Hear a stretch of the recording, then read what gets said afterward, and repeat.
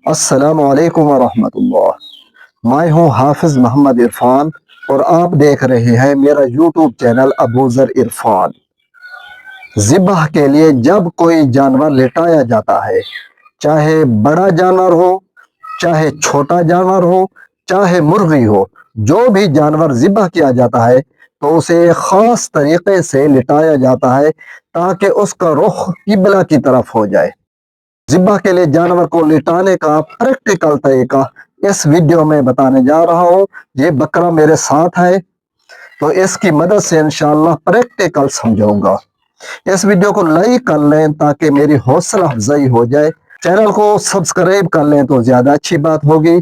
کوئی اور مسئلہ پوچھنا ہو تو کمنٹ کر سکتے ہیں۔ جب بھی کوئی جانور لٹایا جاتا ہے تو اس کا ایک خاص طریقہ ہوتا ہے جس کا مقصد ہوتا ہے کہ ذبح کرنے والے کا رخ قبلہ کی جانب ہو جائے۔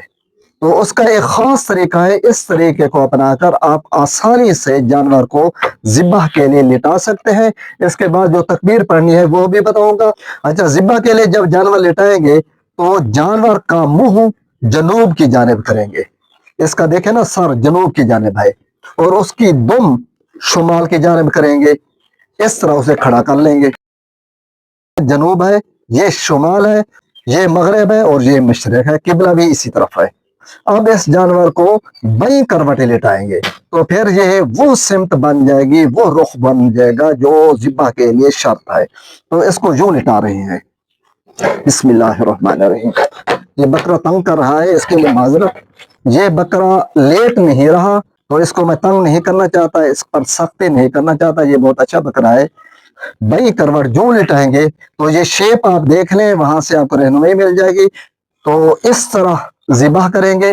یہاں پر چھری چلانی ہوتی ہے اور تکبیر پڑھی جاتی ہے، بسم اللہ اللہ اکبر۔